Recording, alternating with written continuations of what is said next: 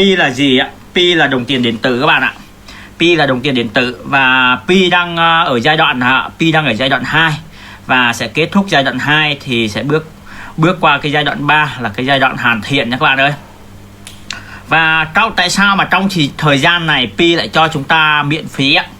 Có thể là nhiều bạn có thể bảo đấy là miễn phí, nhưng theo tôi nghĩ thì đấy không phải là miễn phí nhé các bạn. Thay vì là Pi có thể là thuê các công ty quảng cáo trên toàn thế giới được, trên các đài vô tuyến hay là KIC là cái vòng bảo hiểm cuối cùng nhé.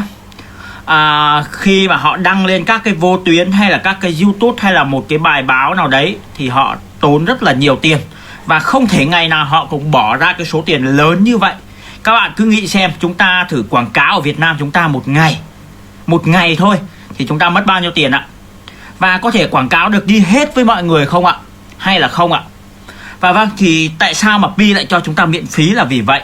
Chúng ta là những người làm Pi và Pi cho chúng ta có cái cơ hội đóng góp ở trong này. Khi mà chúng ta có cái cơ hội đóng góp ở trong này thì chúng ta sẽ làm hàng ngày và chúng ta giới thiệu mỗi ngày thì bạn bè nhiều ra. Thì người này giới thiệu 10 người, người kia giới thiệu 10 người thì các bạn cứ nghĩ xem 100 người một ngày thì họ sẽ giới thiệu một ngày được bao nhiêu người ạ? Đúng không ạ? Thì đấy là cái công việc mà Pi cho chúng ta, không phải là miễn phí. Nó chỉ là cho chúng ta cái vốn không đồng và chúng ta phải đầu tư cái thời gian của chúng ta vào đấy các bạn ạ. Đầu tư thời gian ở đây là gì ạ? Thời gian là có thể là một ngày 10 giây. Một ngày 10 giây nhá. Thì các bạn vào khởi động cái nút tia sét của chúng ta. Tại vì sao ạ? Tại vì sau 24 giờ thì nó sẽ tắt một lần. Và tại vì sao mà Pi lại không cho chúng ta là chỉ cần khởi động một lần là thôi, không cần phải khởi động lại. Tại vì Pi không muốn chúng ta lười biếng, cho nên là yêu cầu các bạn cứ phải 24 giờ các bạn phải vào ấn cái nút tia sét một lần. Và và tại sao Pi lại không tại sao nhiều người lại hỏi tôi bảo em có thể vào cái ứng dụng Pi này cả ngày, có thể vào cái ứng dụng Pi cả ngày này thì nó có chạy nhanh hơn không, hay là em tắt máy thì nó có chạy chậm hơn không? Và vâng, thì ngay giờ này tôi nói cho các bạn nhé, Pi cho dù các bạn khởi động xong các bạn vứt máy đấy, các bạn không sử dụng thì một cái lượng Pi nhất định một ngày, nó ví dụ như một người làm đúng không ạ, thì các bạn vứt máy đấy thì một ngày các bạn cũng được 6 Pi. Và các bạn có mở máy ra cả ngày thì nó cũng chỉ được 6 Pi nha các bạn, không hơn không kém nhé. Và tại sao mà lại phải đào Pi càng nhanh càng tốt ạ? Tại vì giai đoạn 2 khi bước qua giai đoạn 3 thì chúng ta không có cơ hội để đào nhiều nữa các bạn ạ. Lúc đấy nó chỉ một chút thôi, có khi là cả ngày chúng ta mới đào được 1 Pi. Và tại sao mà tôi lại khuyên các bạn đào ngay thì giờ này ạ? Tại vì bây giờ đang còn quá dễ cho các bạn ạ. Còn đến cái lúc mà đào Pi nó cực kỳ khan hiếm rồi, lúc đấy chúng ta đào cực kỳ khó. Và tôi làm cái công việc này thì tôi mới làm ở đây, tôi làm cách đây khoảng tầm được hơn 2 tuần, 15-16 ngày gì đấy. Và tôi nghiên cứu cái dự án này thì cũng là mấy tháng rồi. Và tôi nghiên cứu tại sao cái dự án này nó lại được phát triển ra, và tại sao nó lại ví rằng đồng tiền điện tử, và tại sao nó lại nói nó sẽ áp dụng cho toàn cầu các bạn. Tại vì tương lai khi mà chúng ta giao dịch ạ thì chúng ta không cần đến tiền mặt nữa các bạn ạ. Và tại chúng ta lúc đấy chúng ta phải chuyển Pi đi cho người ta. Đấy là cái đồng tiền điện tử này. Và sẽ không có bên nào liên quan thứ ba vào đây giữa chúng ta và Pi. Và các ngân hàng, khi các bạn đầu tư vào các cái ngân hàng thì khi mà các bạn làm cái đồng tiền đấy bất hợp pháp thì nó sẽ đóng băng cho các bạn.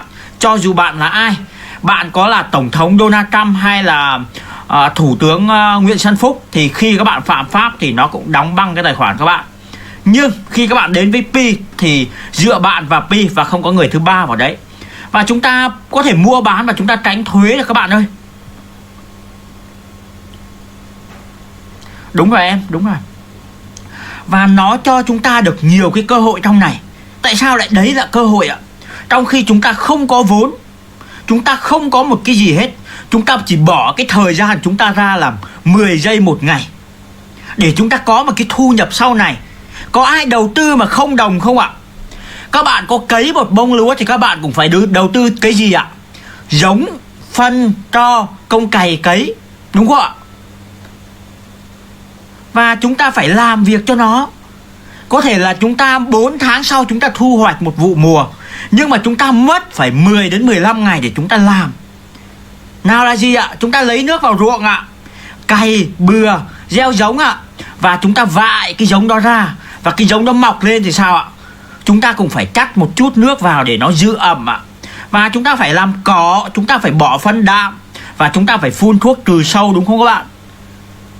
Và đến cái lúc mà lúa chín rồi, lúa mà trổ bông rồi, chúng ta cũng phải chắt thêm một chút nước vào để cây lúa nó nuôi dưỡng cái cây nó lên. Thì cái bông lúa, cái hạt lúa nó cũng phải chắc chắn và tròn trịnh, đúng không? Nó sẽ không bị lép, đúng không các bạn? Và khi mà lúa chín rồi chúng ta phải gặt về, chúng ta phải phơi phong, đúng không ạ? Thì pi cũng vậy các bạn ơi. Tôi nói ở đây là 10 giây cho một người làm. Và chúng ta muốn cái hạt giống của chúng ta đạt được cái kết quả gấp trăm gấp 10 lần thì chúng ta phải chăm sóc nó tốt. Tại vì sao? Một bông lúa nếu mà chúng ta không chăm sóc nó sẽ lép. Ví dụ một sào ở quê tôi, thường thường là bố mẹ tôi làm ấy, được mùa nhất thì là nó khoảng 3 tạ đến 3 tạ rưỡi cho một sào ruộng. Nhưng mà mất mùa thì chỉ được 1 tạ. Và vâng, tôi quay lại với pi, tôi nói với các bạn rằng khi chúng ta làm pi cũng vậy thôi. Chúng ta đào pi hàng ngày. Tại sao mà một người đào được 6 pi, một người đào được 60 pi, một người đào được 600 pi một ngày? Tại vì sao ạ? Đấy là cái công chăm sóc của họ, cái công cày cấy, cái công sưới đất lên của họ. Và cái công khó của họ bỏ ra thì họ sẽ gặt lại được những cái điều đấy. Ok em. Và chúng ta gặt hái được những cái điều đấy qua những gì ạ?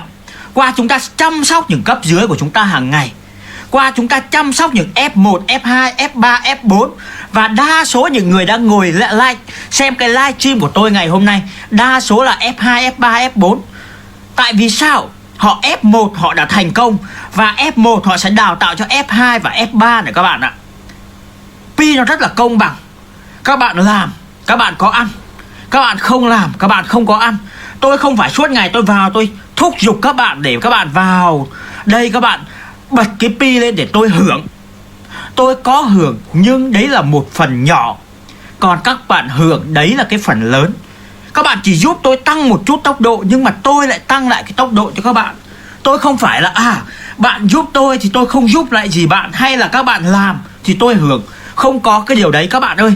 Nếu như một ngày tôi không mở pi ra thì tôi cũng không được hưởng một cái đồng xu nào ở trong đấy các bạn ạ. Tại vì sao? Pi nó quy định rằng 24 giờ các bạn phải vào khởi động một lần. Nó không cho chúng ta lười biếng. Nếu như chúng ta không cần khởi động thì nó có tiền thì ai mà chả muốn như vậy. Tôi chỉ cần nằm ngủ và tôi dậy tôi đã có rồi. Và tại sao mà ngày hôm nay khi mà tôi làm việc, tôi rút ra sau 2 tuần làm việc, tôi có 3.855 pi. Các bạn, có những bạn ở đây làm 1 tháng, các bạn được bao nhiêu pi ạ? Người cao nhất mà siêng năng nhất 160 pi nha các bạn, đến 180 pi. Và tại sao tôi lại có 3.855? Tại vì tôi phải vất vả hàng ngày, tôi chăm sóc, tôi tuyển dụng và tôi đào tạo. Tôi đào tạo họ ra. Không vì cái cớ gì mà ngày hôm nay tôi lên đây ngồi live stream. Tôi không live stream tôi cũng có cái số pi như vậy. Tôi chỉ cần chăm sóc những người, không huống gì tôi phải chăm sóc các bạn. Tôi chỉ cần chăm sóc F1 của tôi là xong. Nhưng mà tôi yêu cái pi network này cực kỳ các bạn ơi. Tôi muốn lan tỏa nó ra rộng để các bạn biết về cái tương lai của đồng pi là như thế nào. Và tại sao ngày hôm nay tôi phải nhắn tin cho từng người: anh ơi, chị ơi, các anh chị hãy vào làm đi. Tại vì cái cơ hội nó cho các bạn quá lớn các bạn ơi. Các bạn không mất một điều gì, chỉ mất 10 giây. Các bạn 1 năm, nếu như 1 năm một mình các bạn làm, các bạn có bao nhiêu ạ? 1.800 pi. Và các bạn mất bao nhiêu ạ? Các bạn mất cho mình đúng 1 tiếng đồng hồ, không hơn không kém. Tại vì sao tôi lại nói 1 tiếng ạ? Tại vì 10 giây một ngày, 1 tháng thì chúng ta mất bao nhiêu ạ? 300 giây tương đương với 5 phút. Và chúng ta nhân cho 12 tháng ạ, thì nó sẽ ra đúng 1 tiếng đồng hồ, không hơn không kém. Và có những người thao tác nhanh ở đây họ chỉ mất 5 giây một ngày các bạn ạ. Nhưng mà tại sao của tôi lại mất nhiều thời gian vậy các bạn ơi? Tại vì thay vì các bạn đào 1 năm, các bạn chỉ được 1.600 pi. Và tôi đào 10 ngày, tôi đào 5 ngày thì tôi đã có 1.600 pi các bạn.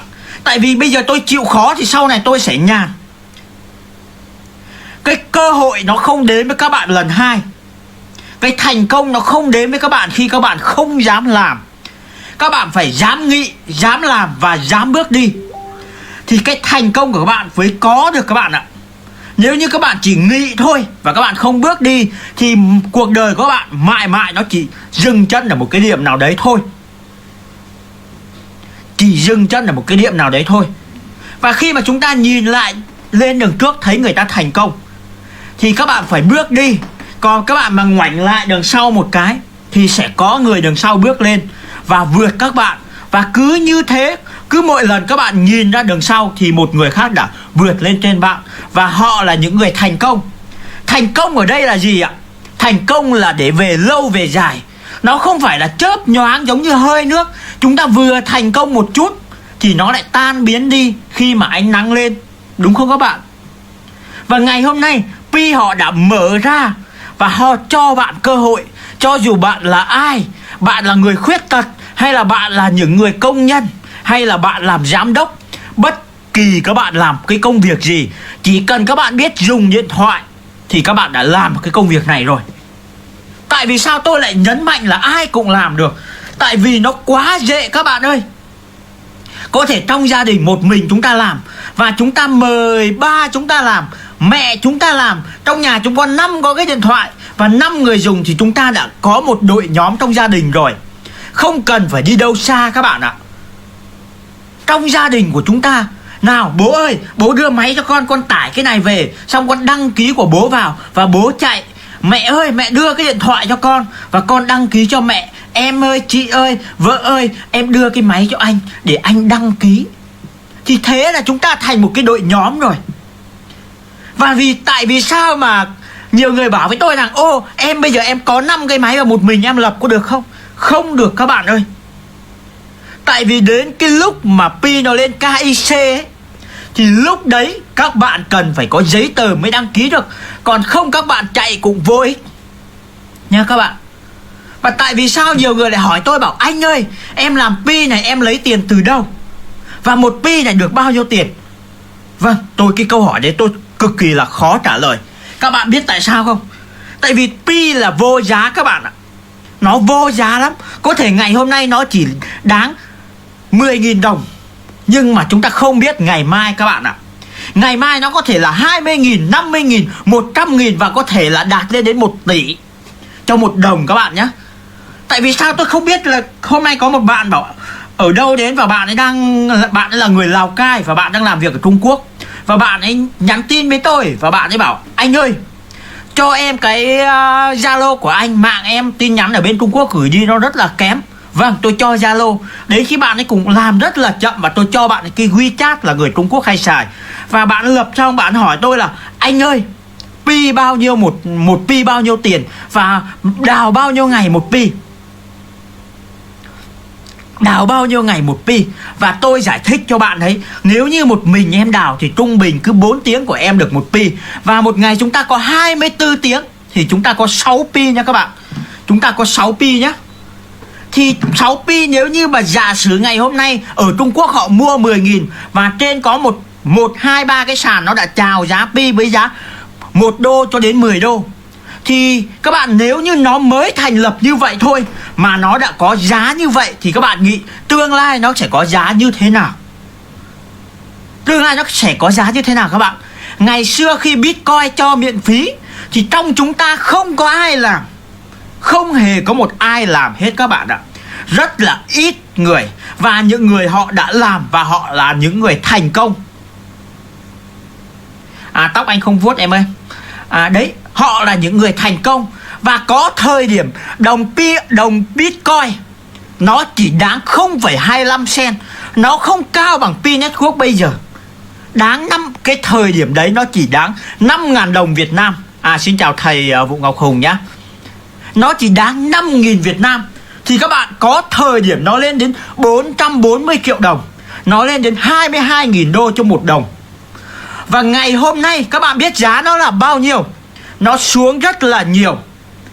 Ngày hôm nay nó có giá là 7.200 đô, tương đương với 150 triệu đồng. Và các bạn cứ tưởng tượng đi, một ngày chúng ta đào bằng được 6 pi. Nếu như mà cái giá pi sau này nó là 7.000 đô thì các bạn cứ nhân đi, một ngày bạn kiếm bao nhiêu tiền? Gần 1 tỷ đồng các bạn ạ. Gần 1 tỷ đồng. Chúng ta hy sinh là hy sinh ngày hôm nay. Chúng ta hy sinh ở đây là gì? Không tiền, không một cái gì hết. Chúng ta chỉ hy sinh 10 giây cho một ngày. Trong khi các bạn thời gian rảnh các bạn để làm gì? Các bạn dành, ôi hôm nay cái phim này hay quá, ôi ông chủ tịch này, rồi ông chủ tịch bị người yêu chê này, ôi ông chủ tịch bị cô kế toán khinh thường này. Và chúng ta đọc báo, những cái bài báo và những cái bộ phim vô bổ cho chúng ta, không giúp ích cho chúng ta. Nó đâu có giúp ích cho chúng ta đâu. Chúng ta xem những bộ phim chém giết rồi nó cứ hiện ra trong đầu chúng ta. Khi chúng ta ngủ cũng vậy, và nó cứ hiện ra chém giết. Và các bạn thấy ngày hôm nay không? Ở đâu cũng chém giết. Con giết cha, cha giết con. Nó đủ hết các thứ. Tại vì phim, tại vì game, tại vì điều này điều kia. Đúng không ạ? Và khi chúng ta biết dùng cái điện thoại để chúng ta tìm cái công việc ở trong đó, chúng ta tìm hiểu kiến thức ở trong đó, thì chúng ta có cái gì ạ? Chúng ta có thành công và cái sự thịnh vượng ở đấy các anh em ạ. Và tại sao mà ngày hôm nay tôi là một con người gọi là không hiểu về công nghệ, và tôi chỉ học hết lớp 9, và tôi cũng đi rất nhiều nơi, mà chưa khi nào tôi thỏa lòng với một công việc nào hết các bạn ơi. Và ngày hôm nay tôi có một cái cơ duyên ở đây, thì tôi được biết đến cái Pi Network này, và tôi làm việc cho nó. Tôi thấy cái niềm vui nó ở trong đấy, cái hạnh phúc nó ở trong đấy. Và tôi thấy cái Pi này nó giúp đến được nhiều người các bạn ạ. Nó không chỉ giúp ích cho tôi, giúp ích cho bạn, mà giúp ích những người khác. Có thể là những người quét rác bên đường, cũng có thể là những người đang ngồi trên xe lăn các bạn ạ. Họ có thể ngồi một nơi họ làm được. Và tại sao tôi lại nhấn mạnh trong những ngày qua? Tại sao tôi lại muốn cái Pi này nó đi đến cho những người khuyết tật các bạn ơi? Tại vì nơi đó họ cần các bạn ạ. Trong chúng ta có 2 tay, 2 chân. Cho dù chúng ta không ngồi bàn giấy, chúng ta đi bốc vác, hay chúng ta bán hàng, hay chúng ta làm một cái việc gì đó, thì chúng ta cũng đủ kiếm tiền để ăn, để uống, để chi tiêu cho cái cuộc sống này. Nhưng họ thì khác. Họ phải lệ thuộc vào gia đình. Họ phải chờ gia đình, chờ bố mẹ, chờ anh chị em nuôi các bạn ạ. Họ có thể ngồi trên xe lăn và họ thao tác trên cái điện thoại, thì họ đã kiếm được tiền. Và cái cơ hội có thể thay đổi chính đời sống họ, cũng như họ giúp ích cho gia đình, và giúp ích cho những người cùng hoàn cảnh như họ nữa các bạn ạ. Làm công việc Pi nó không có gì khó các bạn ơi. Ngoài ra một ngày 24 giờ chúng ta vào gõ một cái, mất có 2 giây. Cả mở điện thoại, mở khóa điện thoại thì nó chỉ mất 10 giây thôi, để đánh đổi cho chúng ta cái sự thành công, cái sự tương lai. Thì chúng ta có đánh đổi không các bạn? Chúng ta có dám đánh đổi không? Nếu chúng ta dám bước đi trong thử thành công ấy, thì chúng ta hãy dám đánh đổi 10 giây. Cứ coi như đấy chúng ta gửi tiết kiệm cái 10 giây, và chúng ta không suy nghĩ về cái 10 giây đó cho một ngày các bạn ạ.